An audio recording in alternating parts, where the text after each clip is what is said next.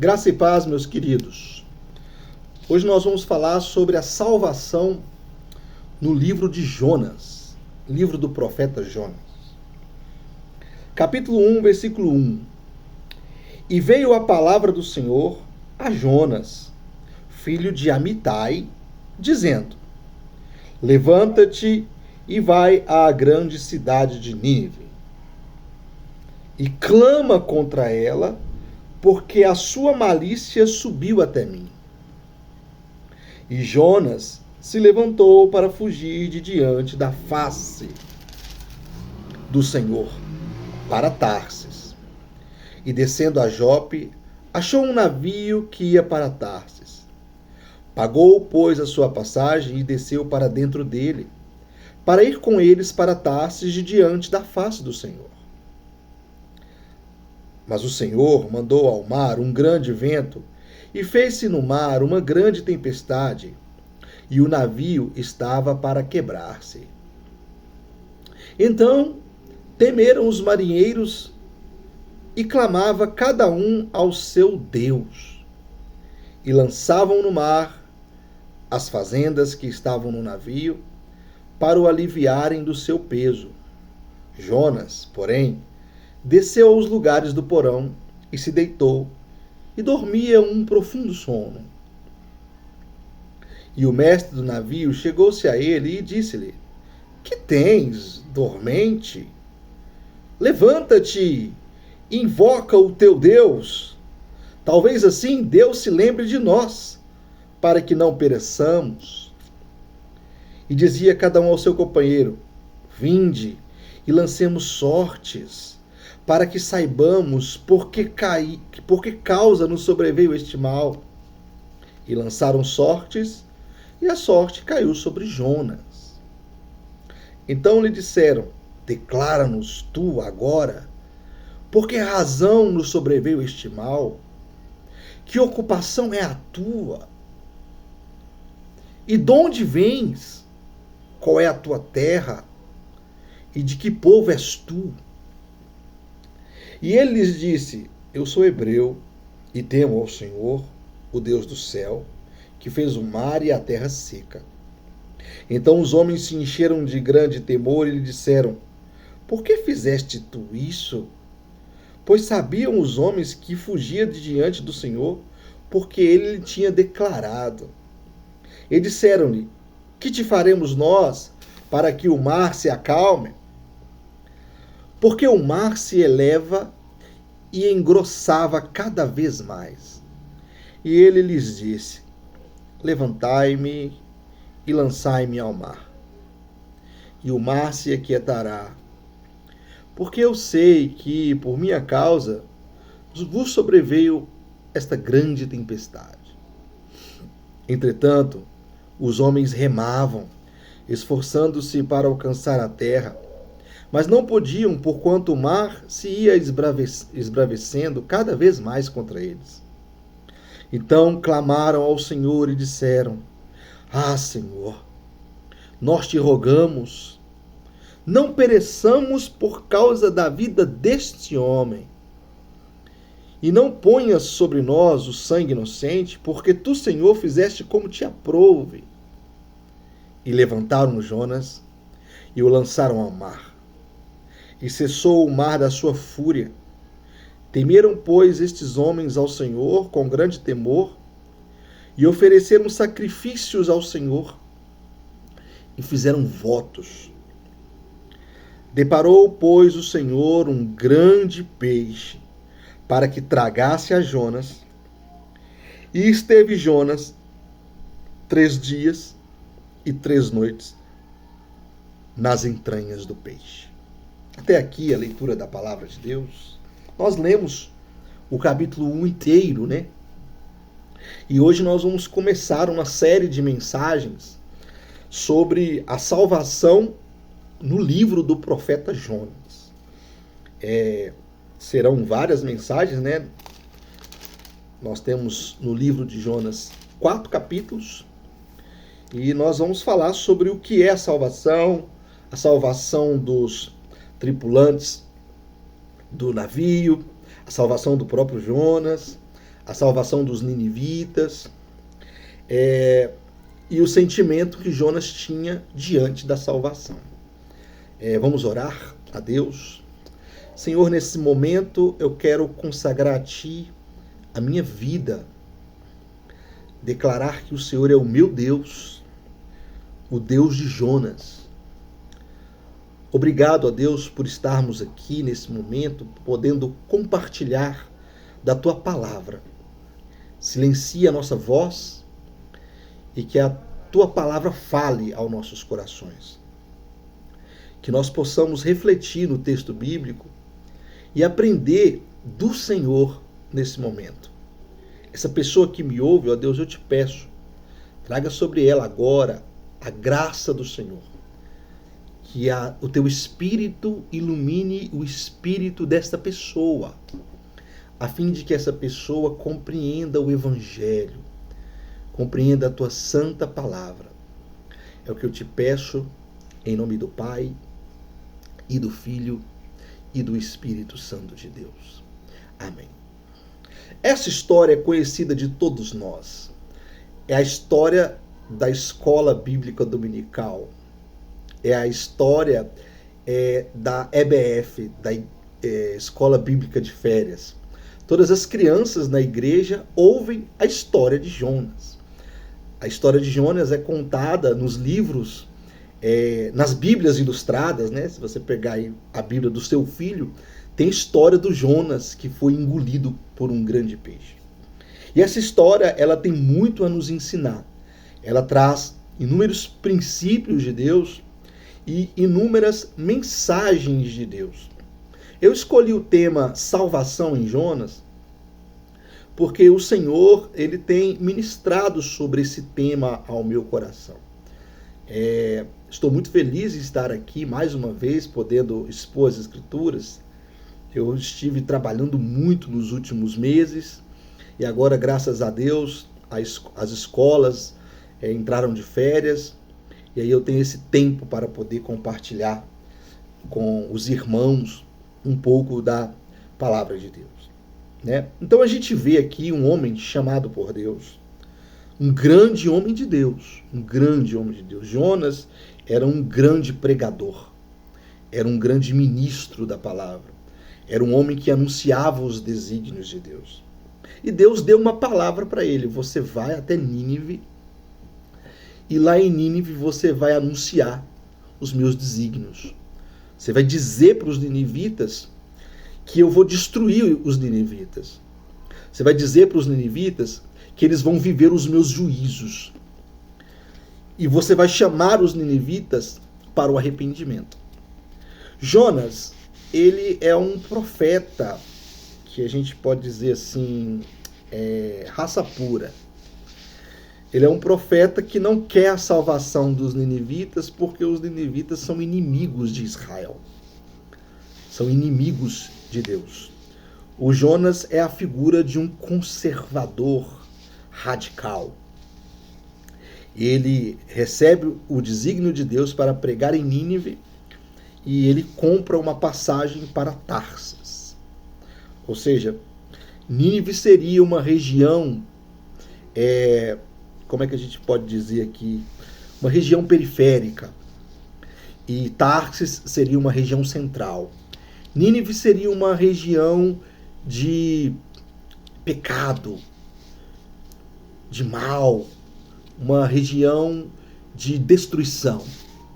Já Tarsis era uma região da prosperidade, era o lugar das oportunidades, era o lugar onde o profeta Jonas provavelmente ia encontrar um bem-estar tremendo, estando em Tarsis.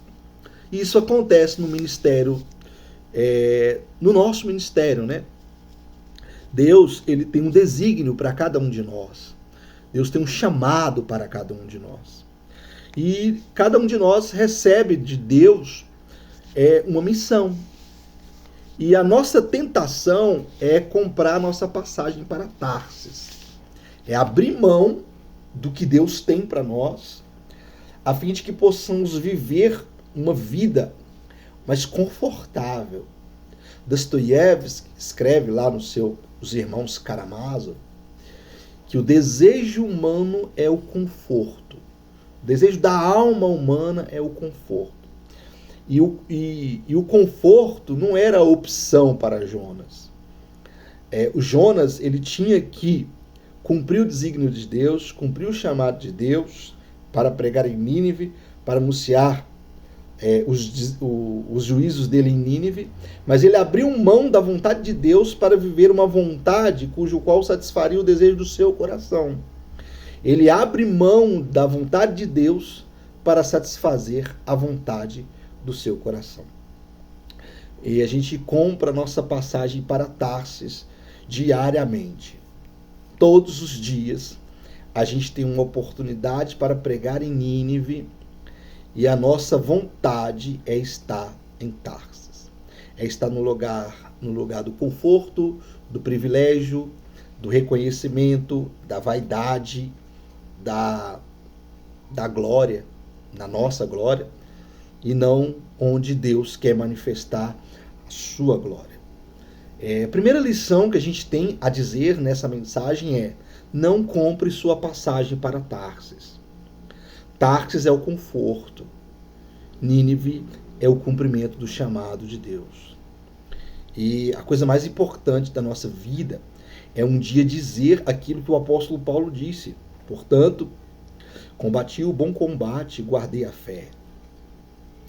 Quando você decide ir para Tarsis, você abre mão do bom combate de Deus.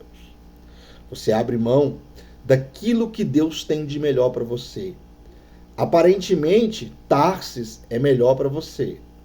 Mas o desígnio de Deus para a nossa vida é estarmos anunciando a palavra de Deus em Nínive.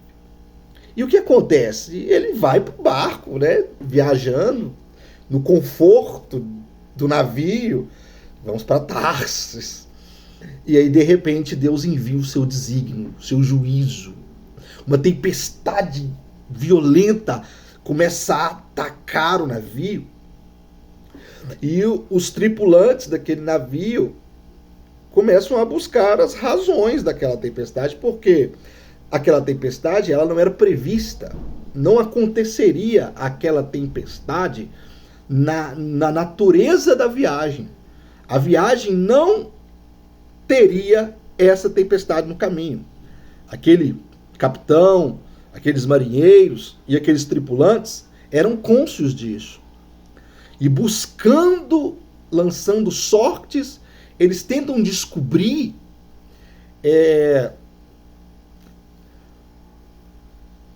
a causa da tempestade. E Jonas está dormindo um bom sono, um sono gostoso, no navio. Eles descobrem que aquele mal vem de Jonas, e Jonas é o primeiro a confessar a história inteira. Ele fala assim, essa tempestade que vocês estão vendo é culpa minha. A tempestade veio aqui, assola o navio, porque eu desobedeci o meu Deus. Eu desobedeci o meu Senhor. A segunda lição que a gente tem a aprender na salvação de Jonas, no capítulo 1, é a capacidade que Jonas tem de falar o que aconteceu, de falar a verdade, de confessar os seus pecados.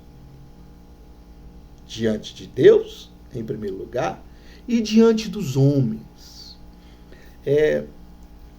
A gente vive a nossa vida e a gente vive no mar de pecado, nós somos pecadores. E quando as consequências dos pecados vêm na nossa vida, a nossa ação natural é esconder. Não fiz nada, não aconteceu, eu não sou culpado, nada fiz para estar vivendo essa situação. Entende? A nossa natureza leva-nos a abrir mão da confissão, abrir mão do arrependimento para vivermos a nossa própria glória. Jonas, quando ele viu o desígnio de Deus, ele confessou o seu pecado. E na confissão do pecado de Jonas, houve salvação para os tripulantes do navio. Aqueles homens que temiam outros deuses, aqueles homens que não serviam o Senhor, começaram a crer no Deus de Jonas, ao ouvir a confissão de Jonas, em primeiro lugar, e em segundo lugar, a ver o desígnio de Deus, a força de Deus, a fúria do Deus de Jonas. Eles passaram a crer em Deus. Então, a gente entende que quando confessamos pecados, alcançamos a salvação, recebemos a salvação da parte de Deus, e essa salvação é compartilhada com aqueles que estão ao nosso redor. Tem um livro, está aqui na estante, deixa eu até pegar. Esse livro aqui é um dos meus livros prediletos, O Hobbit, né? Samuel está lendo o livro, deixa eu até ver em que página que ele está. 125. Esse livro ele impactou muito a minha vida. Eu escrevi meu TCC baseado nesse livro, né? Escatologia Cristã no Hobbit de Tolkien. Tem um personagem nesse livro que ele é muito intrigante. É o Thorin Escudo de Carvalho. Ele é o rei da montanha, né? Ele está longe do seu reino, longe do seu governo, longe de toda a sua autoridade. Ele é vaidoso, orgulhoso, prepotente, mas quando ele é confrontado diante das suas falhas, diante do seu orgulho, da sua vaidade, Thorin se arrepende. Thorin, Escudo de Carvalho, tem essa capacidade, essa resiliência de se confessar diante da companhia que está indo tomar a montanha. Ele confessa os seus erros diante dos 12 anões, diante de Bilbo Bolseiro, diante de Gandalf, mostrando que ele, sendo rei, ao ouvir dos seus erros, ao ser confrontado pelos seus erros, ele se arrepende, confessa, abre mão, deixa, e você vai ver no livro que ele vai alcançar a misericórdia, vai alcançar o desígnio dele, o objetivo dele. Então o arrependimento, ele salva o nosso coração, ele salva a nossa alma, e ele salva quem está ao nosso redor. Quando somos pessoas ensináveis, a salvação ao nosso redor. Essa semana eu estava na escola e uma das diretoras da escola disse assim: Israel, aconteceram coisas no começo do ano que você conseguiu mudar, e a mudança que você fez trouxe um benefício para nós. Ou seja, falhas da minha parte como professor, que eu mudei, que eu me arrependi, que eu ouvi os alunos, ouvi a direção da escola, e que trouxe frutos em dezembro de 2025. Às vezes a gente pensa assim, se a gente confessar os nossos pecados, a gente vai passar para os outros a ideia de que somos fracos. Ei, todo mundo sabe que nós somos fracos. Todo mundo sabe que nós somos pecadores. Todo mundo é cônscio das nossas fraquezas. Então é necessário confessar. É necessário confessar para os filhos os pecados que cometemos, para os pais, para o cônjuge, para o pastor, para as ovelhas.